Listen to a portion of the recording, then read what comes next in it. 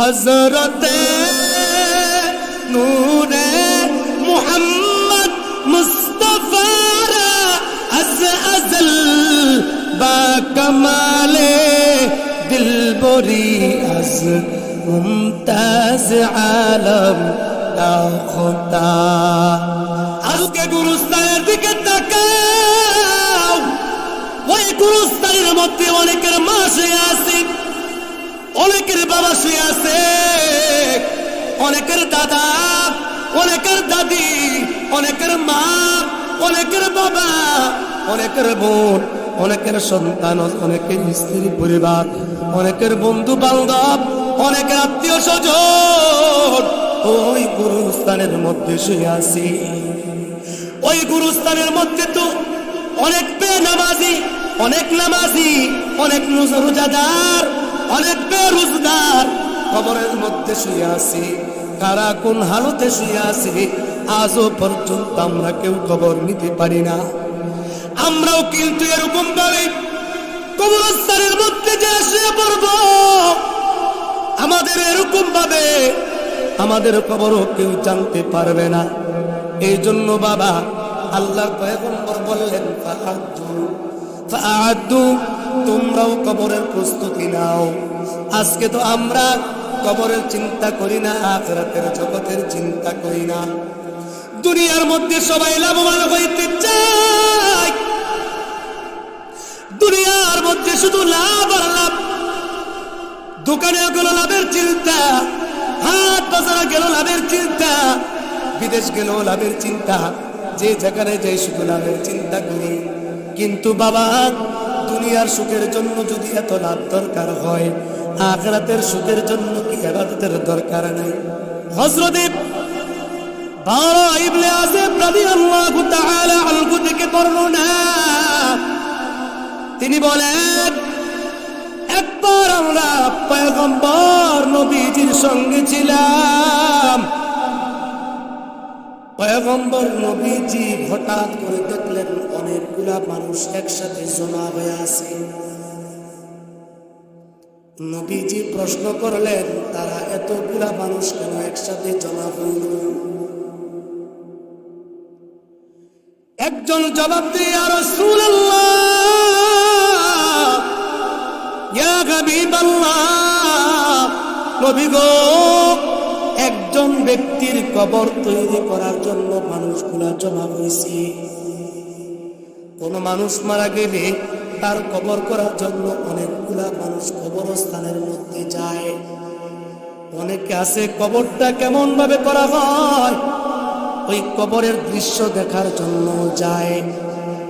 আবার অনেকের অভিজ্ঞতা আছে কবর কেমনি করলে সুন্দর হয়। আবার অনেকে আছে কবরটা কেমনি করলে সুন্দর হবে ওই কবর সুন্দর করে করবার জন্য পরামর্শ দেওয়ার জন্য যায়। আবার অনেকের আত্মীয় স্বজন ওই গুরুস্থানের মধ্যে যায়। গুরুস্থানের মধ্যে কিভাবে লাশটা শোয়া দেওয়া হবে, ওই গুরুস্থানের মধ্যে কোন জায়গাটার মধ্যে তার বাবাকে, তার মাকে, তার আত্মীয় স্বজনকে, এমনকি নিজেও ওই কবরের মধ্যে শুয়ে পড়বে। অনেকে ওই কবরটা দেখার জন্য ওই কবরস্থানের মধ্যে যায়। আল্লাহর পয়গম্বরকে বলা হলো, ইয়া রাসূলুল্লাহ, নবী গো, মানুষগুলা একজন ব্যক্তির কবর তৈরি করার জন্য ওই মানুষগুলা ওই জায়গার মধ্যে জমায়েত হয়েছে, একত্রিত হয়েছে। আল্লাহর পয়গম্বর নবীজি বিচলিত হয়ে গেলেন। নবীজি সেখান থেকে চলে গেলেন। যাওয়ার পর পয়গম্বর নবীজি ধীরে ধীরে চলে গেলেন কবরের কাছে। কবরের পাশে গিয়ে বসে নবীজি বসে পড়লেন। নবীজি কবরের পাশে বসার পর নবীজি চোখ দিয়ে টপ টপ করে পানি ফেলতে শুরু করলেন। নবীজি এমন ভাবে কান্না কাটি শুরু করছে, হযরত বারা ইবনে আযব রাদিয়াল্লাহু তাআলা আনহু বলেন, আল্লাহর পয়গম্বর কবরস্থানের মধ্যে চলে গেছে, কবরের কাছে গিয়া নবীজি কবরের পাশে গিয়া পয়সা পড়ছে।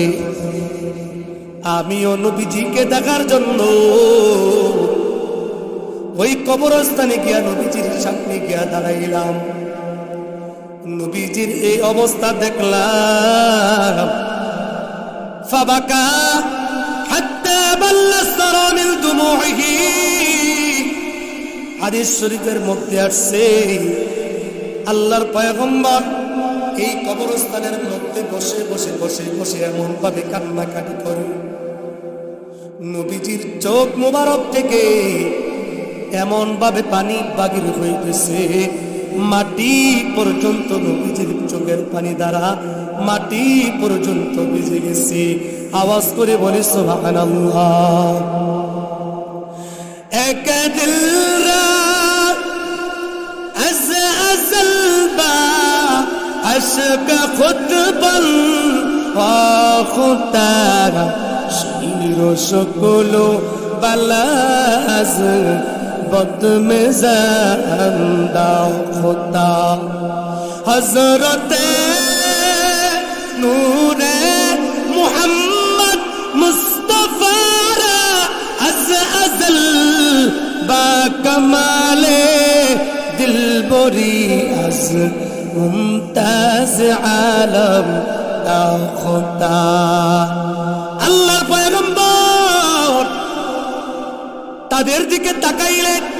হযরত বারা ইবনে আযব রাদিয়াল্লাহু তাআলা আনহু বলেন, আল্লাহর পয়গম্বর আমাদের দিকে মুখটা ফিরাইয়া তাকাইলেন। তাকানোর পর আল্লাহর পয়গম্বর বললেন, ফাআদু, তোমরাও এরকম ভাবে কবরের জন্য প্রস্তুতি নিয়ে নাও। তোমরাও কবর যাওয়ার জন্য কি যাও, তৈরি নিয়ে নাও, প্রস্তুতি নিয়ে নাও। কারণ এই দুনিয়া কি, এই দুনিয়া থাকার জায়গা নয়। এই দুনিয়া যতই দেখতে সুন্দর, এই দুনিয়ার মধ্যে খাইতে যত ভালো, এই দুনিয়ার বুকে চলতে যতই মজা, এই দুনিয়ার দিকে তাকাইলে আমাদের যতই ভালো লাগে, কিন্তু বাবা সব ছেড়ে একদিন আমাদের চলে যাইতে হবে। আজকে গুরুস্থানের দিকে তাকাও, ওই গুরুস্থানের মধ্যে অনেকের মা শুয়ে আছে, অনেকের বাবা শুয়ে আছে, অনেকের দাদা, অনেকের দাদি, অনেকের মা, অনেকের বাবা, অনেকের বোন, অনেকের সন্তান, অনেকের স্ত্রী পরিবার, অনেকের বন্ধু বান্ধব, অনেকের আত্মীয় স্বজন ওই গুরুস্থানের মধ্যে শুয়ে আছি। ওই গুরুস্থানের মধ্যে তো অনেক বেনামাজি, অনেক নামাজি, অনেক রোজাদার, অনেক বেরোজগার কবরের মধ্যে শুয়ে আছি। কারা কোন হালতে শুয়ে আছে আজও পর্যন্ত আমরা কেউ খবর নিতে পারি না। আমরাও কিন্তু এরকম ভাবে কবরস্থানের মধ্যে যে শুয়ে পড়ব, আমাদের এরকম ভাবে আমাদের খবরও কেউ জানতে পারবে না। এই জন্য বাবা আল্লাহর পয়গম্বর বললেন, ফাআদু, তোমরাও কবরের প্রস্তুতি নাও। আজকে তো আমরা কবরের চিন্তা করি না, আখিরাতের জগতের চিন্তা করি না। দুনিয়ার মধ্যে সবাই লাভবান হইতে চায়, দুনিয়ার মধ্যে শুধু লাভ আর লাভ। দোকানে গেল লাভের চিন্তা, হাট বাজারে গেল লাভের চিন্তা, বিদেশ গেল লাভের চিন্তা, যে যেখানে যাই শুধু লাভের চিন্তা করি। কিন্তু বাবা দুনিয়ার সুখের জন্য যদি এত লাভ দরকার হয়, আখিরাতের সুখের জন্য কি ইবাদতের দরকার নাই? কথা কয় না?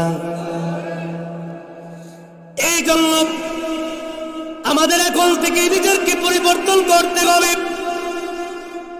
আল্লাহর পয়গম্বরের আদেশ অনুযায়ী কবরস্থানের মধ্যে আমাদেরকে যাওয়ার জন্য প্রস্তুতি নিতে হবে। এখন আমাদের কাজ কি? এখন আমাদের কাজ হলো যে সমস্ত মানুষরা আমাদের থেকে বিদায় হয়ে চলে গেছে ওই সমস্ত মানুষদের জন্য ইহসানের সওয়াব করা সূরাতুল ফাতিহা তেলাওয়াত করার পর সূরাতুল ফাতিহার সঙ্গে সূরাতুল ইখলাস 3 বার পাঠ করার পর তাদের জন্য ইহসানের সওয়াব করে দেওয়া। রব্বুল আলামিন আমি সূরাতুল ফাতিহা তেলাওয়াত করলাম, সূরাতুল ইখলাস তেলাওয়াত করলাম, এই সূরা ফাতিহা ইখলাসের সওয়াবগুলা আমার বাবার কবরের মধ্যে পৌঁছে দাও, আমার মায়ের কবরের মধ্যে পৌঁছে দাও, আমার আত্মীয় স্বজনের কবরের মধ্যে পৌঁছে দাও। এর উসিলা করিয়া তাদের কবরগুলোকে জান্নাতের বাগান বানিয়ে দাও, আরামের জায়গা বানিয়ে দাও, শান্তির জায়গা বানিয়ে দাও।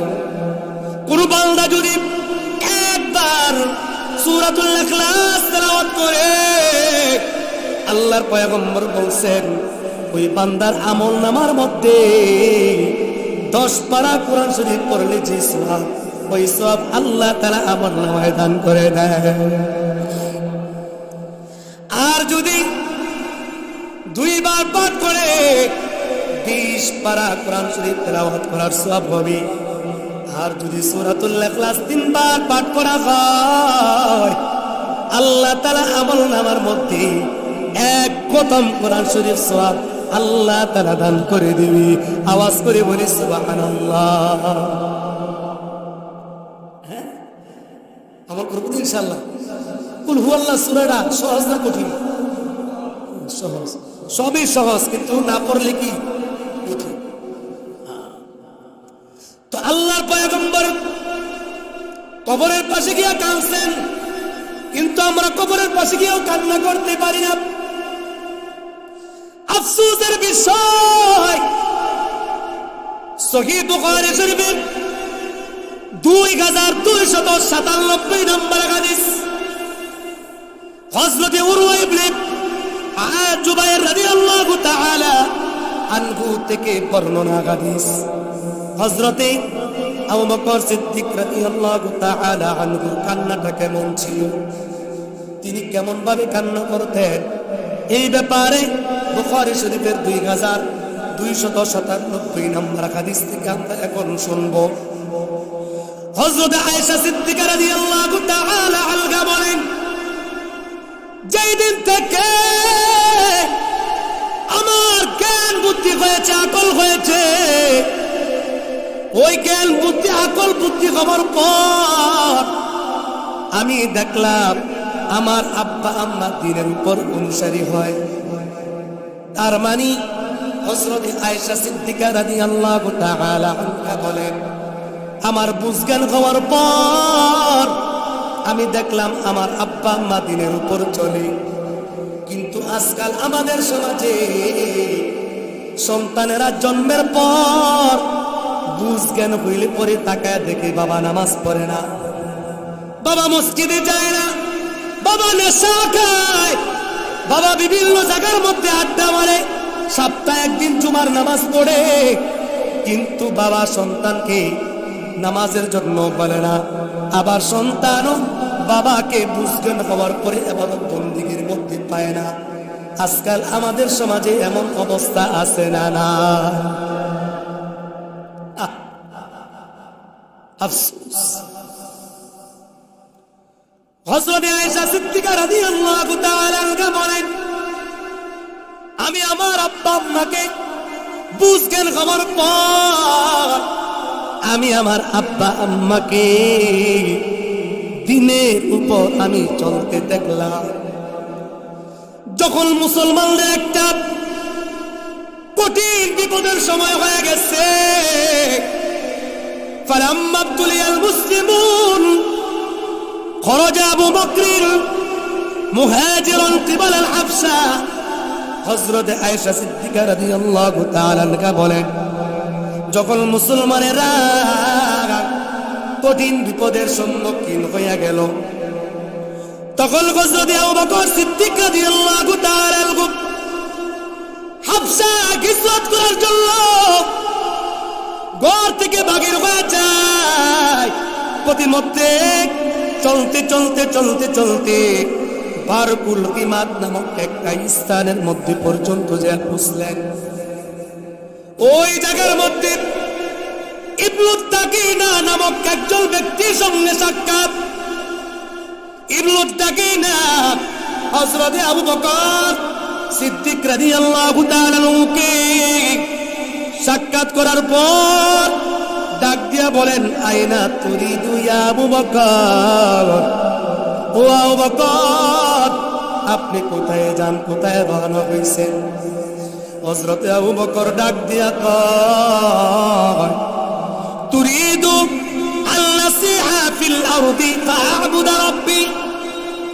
আমি আবার গোত্র থেকে বাইর হয়ে গেলাম, আমার গোত্রের লোকেরা আমাকে বাগির করে দিয়েছে, আমি আবার দেশে দেশে দেশে দেশে ঘুরবো আর আমার রবের ইবাদত বন্দেগী করব।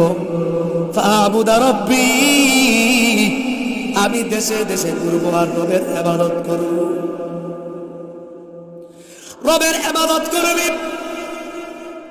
হযরত আবু বকর সিদ্দিক রাদিয়াল্লাহু তাআলা এই কথা বলার পর ইবনু তাকিনা হযরত আবু বকরকে ডাক দিয়া বলে, আবু বকর আপনার মতন এরকম একজন মানুষ কখনো বাগির হইতে পারে না, এলাকার মানুষ আপনাকে এলাকা থেকে বাগির করতে পারে না। কি কারণ? কারণ কি? হযরত আবু বকর সিদ্দিক রাদিয়াল্লাহু তাআলা আনহুর মধ্যে এমন কিছু গুণ আছে যে গুণগুলা সাধারণত মানুষের মধ্যে পাওয়া যায় না। যদি একটা পাওয়া যায় তাহলে আরেকটা পাওয়া যায় না, দুইটা পাওয়া গেলে তিনটা পাওয়া যায় না, তিনটা পাওয়া গেলে আবার অন্যটা পাওয়া যায় না। এমন কি গুণ? ইবনু তাকিনা হযরত আবু বকর সিদ্দিক রাদিয়াল্লাহু তাআলা আনহুকে ডাক দিয়া কয়, ফাইন্নাকা তুকসিবুল মাদুব। ও আবু বকর আপনি তো নিঃস্বকে সাহায্য করেন, যাদের কোনো টাকা নাই, পয়সা নাই, কামাই নাই, রোজগার নাই, এমন মানুষদেরকে আপনি সাহায্য করেন, নিঃস্ব মানুষদেরকে সাহায্য করেন। নিঃস্ব মানুষদেরকে যারা সাহায্য করে তারা ভালো না খারাপ? আরে জোরে বলেন। এই গুণটা কিন্তু সবার মধ্যে নেই। সমাজে 100 জনের মধ্যে 1-2 জন পাওয়া গেল, আবার 1000-এর মধ্যে 4-5 জন পাওয়া গেল, তাও কি পরিপূর্ণ না। ইবনু তাকিনা ডাক দিয়া কয়, আবু বকর ফাইন্নাকা তুকসিবুল মাদুব, আপনি তো নিঃস্বদেরকে সাহায্য করেন, ওয়া তাসিলুর রাহিমা, আপনি আত্মীয়তার বন্ধন রক্ষা করেন। আজকাল আমাদের সমাজে আত্মীয়তার বন্ধন ঠিক মতো মানুষ রক্ষা করতে পারে না। হুজুর আপনি কিভাবে বললেন? আমি এটাই বলতে পারি, আজকাল সমাজের মধ্যে বাবা পুত্রের পরিচয় দেয় না, পুত্র বাবার পরিচয় দেয় না, জামাই শ্বশুরের পরিচয় দেয় না, শ্বশুর জামাইয়ের পরিচয় দেয় না। অনেক ভাই আছে বোনের পরিচয় দেয় না, অনেক বোন আছে ভাইয়ের পরিচয় দেয় না, অনেক আত্মীয় স্বজন আছে আরেকজন আত্মীয়তার পরিচয় দেয় না। আজকাল আমাদের সমাজে এমন অবস্থা আছে না? না, অথচ একটা ভালো মানুষের গুণ ওয়াতাসিলুর রাহিমা, আত্মীয়তার বন্ধন রক্ষা করা। আল্লাহর পয়গম্বর বলছে, যারা আত্মীয়তার বন্ধন ছিন্ন করে দেয় তারা জান্নাতে যাবে না। এই জন্য বাবা এই আমলটা কিন্তু অনেক গুরুত্বপূর্ণ একটা আমল। আত্মীয়তার বন্ধন অনেক কঠিন একটা বিষয়, তাদের সাথে সুসম্পর্ক রাখা, আত্মীয়দের সঙ্গে ভালো সম্পর্ক রাখা, বিপদে আপদে তাদের পাশে দাঁড়াইয়া যাওয়া, এটা হলো ভালো গুণ। হযরত আবু বকর সিদ্দিক রাদিয়াল্লাহু তাআলা করবে পারে এর মুত্তাকিনা ডাক দিয়া কয় আবু বকর ওয়া তাহমিলুল কাল্লা, আপনি তো অক্ষমের বোঝা বহন করেন, যারা মাথার মধ্যে বোঝা বহন করতে পারে না তাদের বোঝা আপনি মাথার মধ্যে নিয়া নিয়া তাদের বোঝা বহন করে দেন। আজকাল তো বাবা বোঝা বহন করে, সন্তান যায় না, ও বাবা কাম করতে গেছে,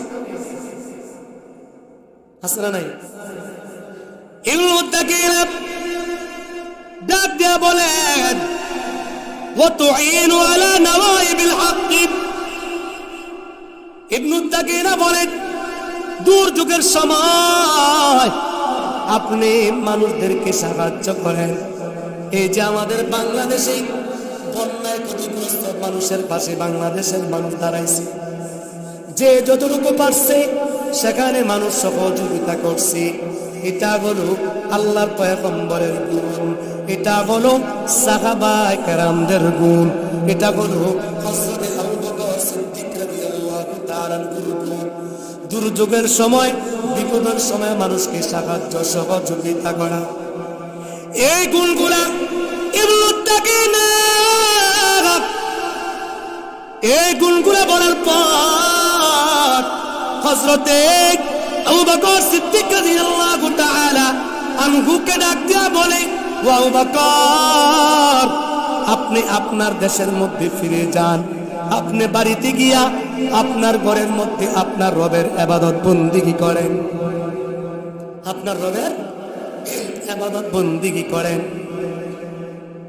হযরত আবু বকর সিদ্দিক রাদিয়াল্লাহু তাআলা আনহুকে নিয়া ইবনু তাকিনা মক্কায় চলে আসছে। মক্কায় আসার পর ইবনু তাকিনা কুরাইশদের বড় বড় কাফের লিডারদের সঙ্গে সাক্ষাৎ করেছি। এবার ডাক দিয়া কয়, তোমরা আবু বকরের মতন এমন একজন সৎ মানুষকে কেন বাগির করলা? আবু বকরের মতন এমন একটা মানুষকে তোমরা কেন বের করে দিলা? এটা তো তোমাদের জন্য উচিত হয় নাই, কেন তোমরা এমনটা করেছো? এবার ইবনু তাকিনা ডাক দিয়া কয়, আবু বকরের মধ্যে যে গুণগুলো আছে তাকায় দেখো, নিঃস্ব মানুষদেরকে সাহায্য সহযোগিতা করে, আত্মীয়তার বন্ধন রক্ষা করে, দুর্যোগের সময় মানুষদেরকে সাহায্য সহযোগিতা করে এবং অক্ষমের বোঝা নিজের মাথার মধ্যে বহন করে এমন একটা মানুষকে তোমরা এলাকা থেকে বাকি করতে পারো না। শুধু তার ধর্মের জন্য এমন আচরণ তোমরা করতে পারো না। একটা কাজ করো, তার ইবাদত বন্দেগী তার ঘরের মধ্যে করার জন্য তোমরা আদেশ করে দাও। তোমরা বলে দাও, এবার মক্কার কুরাইশদের কাফের মুশরিকের দল ইবনু তাকিনাকে ডাক দিয়া কয়, মুরহাবা বকর ফালইয়াবুদু রাব্বাহু ফি দারিহি। ও তাকিনা, তুমি যাও, তুমি গিয়া আবু বকরকে বলে দাও, আবু বকরকে গিয়া আদেশ করো, আমরা তাকে অনুমতি দিলাম, আশ্রয় দিলাম, তবে শর্ত হলো এই আবু বকর প্রকাশ্যে কোনো ইবাদত বন্দেগী করতে পারবে না। এই আবু বকর যা করবে, ইবাদত বন্দেগী যাই করবে, নামাজ পড়বে, কোরআন তেলাওয়াত করবে, জিকির করবে, সব তার ঘরের ভিতরে গোপনে গোপনে করবে, কিন্তু প্রকাশ্যে কোনো ইবাদত বন্দেগী সে করতে পারবে না। এই শর্তের ভিত্তিতে আমরা তাকে এলাকার মধ্যে আশ্রয় দিব। ফালইউসাল্লি ওয়ালইয়াকরা মা শাআ। আবু বকর ঘরের ভিতরে নামাজ পড়বে, কোরআন তেলাওয়াত করবে, যা ইচ্ছা তাই করবে, কোনো সমস্যা নাই। তবে সাবধান, আবু বকর যেন ওয়ালা ইউজিনা বিদারি, প্রকাশ্যে ইবাদত বন্দেগী করিয়া আমাদেরকে কোনো কষ্ট না দেয়। এই কাগজ কথা, কাফের মুশরিক নেতাদের কথা, যে প্রকাশ্যে যেন কি ইবাদত না করে। তো প্রকাশ্যে ইবাদত করলে কি হইব? আরে এ তো যে ভালো মানুষ, আর এর যে কাজকর্ম, আমার স্ত্রী, পরিবার, সন্তানরা এর কাছে গেলে সব হের ভক্তি। ভালো মানুষের ভক্ত বেশি না খারাপ মানুষের ভক্ত বেশি? বর্তমানে কথা কয় না, আর জোরে বলে সমস্যা আছে? স্বাধীন দেশ তো, এখন তো স্বাধীন, তুমি তো কোনো সমস্যা নাই। খারাপ মানুষের বন্ধু বেশি না ভালো মানুষের বন্ধু বেশি? ভয়। আল্লাহু আকবার। তো হযরতে আবু বকর সিদ্দিক রাদিয়াল্লাহু তাআলা আনহুর কাছে ইবনু দাকিনা গেছে। যাওয়ার পর ইবনু দাকিনা হযরত আবু বকর সিদ্দিক রাদিয়াল্লাহু তাআলা আনহুকে ডাক দিয়া বলে, فإما أن تقتصر على ذلك وإما أن ترد إلي ذمتي। ও আবু বকর, কুরাইশের বড় বড় কাফের মুশরিকরা বলছি, আমার জিম্মায় আমি তোমাকে আশ্রয় দিলাম, আমার জিম্মায় আমি তোমাকে আশ্রয় দিলাম। একটা কাজ করো, একটা কাজ করবা, তোমার রবের ইবাদত বন্দেগী তুমি গোপনে গোপনে করবা, ঘরের ভিতরে যা ইচ্ছা তাই করবা। সাবধান, প্রকাশ্যে কোনো ইবাদত বন্দেগী করবা না। প্রকাশ্যে যদি ইবাদত বন্দেগী করো তারপরে আবার কোনো সমস্যা হয়ে যেতে পারে। হযরত আবু বকর সিদ্দিক রাদিয়াল্লাহু তাআলা আনহু নিজের ঘরের ভিতরে ইবাদত বন্দেগী করতে শুরু করলেন। একবার ইচ্ছা করলেন, না না, এইভাবে গোপনে ইবাদত করা যায় না। আর কতদিন নিয়ত করলেন, বাড়ির পাশে একটা মসজিদ তৈরি করবে, ওই মসজিদের মধ্যে নামাজ আদায় করবে, ওই মসজিদের মধ্যে প্রকাশ্যে ইবাদত বন্দেগী করবে, কোরআন তেলাওয়াত করবে। আওয়াজ করে বলেন আল্লাহু আকবার। আল্লাহ আল্লাহ ইতাসিরি আস্তানা শিরো শাকার নিকোনাত জাগানম তামাম বর মুহাম্মদ বিরসানা সরসালাম الشفيع مجرما يوم القيام। হযরত আবু বকর সিদ্দিক রাদিয়াল্লাহু তাআলা মনের বাসনা অনুযায়ী মসজিদ তৈরি করে ফেলছে। মসজিদ বানানোর পর আবার প্রকাশ্যে মসজিদের মধ্যে নামাজ শুরু করে দিছি, কোরআন তেলাওয়াত শুরু করে দিছে। কাফের মুশরিকের দল, কাফের মুশরিক বেঈমানদের দল, তাদের স্ত্রী পরিবারেরা, তাদের সন্তানেরা একদিন দুই দিন কয়েকদিন আসা যাওয়া করতে করতে তাদের কাছে হযরত আবু বকর সিদ্দিক রাদিয়াল্লাহু তাআলা সব কিছু তাদের কাছে ভালো লাগতে শুরু হয়ে যায়। আওয়াজ করে বলি সুবহানাল্লাহ। এবার কাফের মুশরিকদের মাথা গরম হয়ে গেছে। কি ব্যাপার? ইবনু দাকিনাকে ডাকো। ইবনু দাকিনা বলছে, আবু বকর গোপনে গোপনে ইবাদত বন্দেগী করবে। এখন দেখি আবু বকর আমাদের শর্ত কোনো মানে নাই। আবু বকর উল্টা তার ঘরের পাশে মসজিদ বানাইছে, ইবাদতখানা বানাইছে। ইবাদতখানা বানানোর পর আবার প্রকাশ্যে ইবাদত বন্দেগী শুরু করে দিছে। না না, এটা তো বানা যায় না। ইবনু দাকিনাকে ডাকো। ও ইবনু দাকিনা, তোমার সাথে আমাদের চুক্তি ছিল, এই কথা ছিল আবু বকর ঘরের ভিতরে গোপনে গোপনে ইবাদত বন্দেগী করবে। এখন দেখি আবু বকর প্রকাশ্যে ইবাদত বন্দেগী করে। তুমি গিয়া আবু বকরকে বলো যেন আবু বকর তার গোপনে গোপনে ইবাদত বন্দেগীর মধ্যে থাকে, অন্যথায় তোমার জিম্মাদারি তুমি তার কাছ থেকে উঠাইয়া নাও। এবার ইবনু দাকিনা হযরত আবু বকর সিদ্দিক রাদিয়াল্লাহু তাআলা আনহুর কাছে যায়। যাওয়ার পর হযরত আবু বকরকে ডাক দিয়া বলে, আবু বকর, আপনাকে তো বললাম আপনি গোপনে গোপনে ইবাদত বন্দেগী করেন। আপনি যদি এই শর্তের উপর অটল থাকেন, অন্যথায় আমার জিম্মাদারি আমাকে ফেরত দেন।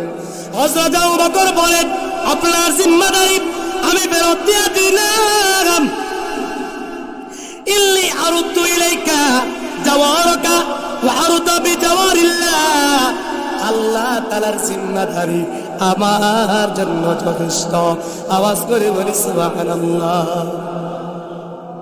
তোমার জিম্মাদারি তুমি নাও, আল্লাহর জিম্মাদারি আমার লেগে যথেষ্ট। এবার ওই সময় আল্লাহর পয়গম্বর নবীজি মক্কার মধ্যে ওই সময় উপস্থিত ছিলেন। ফাকানা রাসূলুল্লাহ সাল্লাল্লাহু আলাইহি ওয়াসাল্লাম, নবীজি ওই সময় সেখানে উপস্থিত ছিলেন। তো নবীজি হযরত আবু বকর কাছে আসছেন। আসার পর নবীজি বলতেছেন, আবু বকর, আমি তো স্বপ্নে দেখেছি আল্লাহ পাক রব্বুল আলামিন আপনাকে উত্তম একটা হিজরত করার স্থান আল্লাহ তাআলা আমাকে দেখিয়ে দিয়েছেন। সুবহানাল্লাহ। আল্লাহর পয়গম্বর বলেন, আবু বকর, খেজুর গাছে ভরা কঙ্করময় প্রান্তর, দুই প্রান্তরের মধ্যস্থানে হিজরতের জায়গাটা অবস্থিত। নবী যে কথা বলার পর কেউ কেউ অনেকেই মদিনার মধ্যে হিজরত করতে শুরু করছি। আর হযরত আবু বকর সিদ্দিক রাদিয়াল্লাহু তাআলা আনহুকে আল্লাহ তাআলা স্বয়ং নবীজির সঙ্গে হিজরত করার তৌফিক দান করেছে। আওয়াজ করে বলি সুবহানাল্লাহ।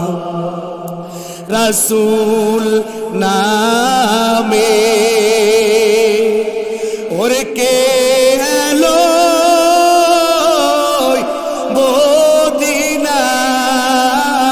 মদিনায়, রাসূল নামে ওরে আকাশের চন্দ্র কেড়ে বুকে আলো দুনিয়ায়, রাসূল নামে, রাসূল নামে ওরে কে এলো দুনিয়ায়, রাসূল নামে। আওয়াজ করে আল্লাহু আকবার। আল্লাহ সুবহানাহু ওয়া তাআলা আমাদের সকলকে ইবাদত বন্দেগীর স্থানগুলোতে ইবাদত বন্দেগীর সময় দু চোখ দিয়ে পানি বের করে কান্নাকারি করে আল্লাহ তাআলার কাছে ফরিয়াদ করবার তৌফিক দান করেন। সকলে বলি আমিন।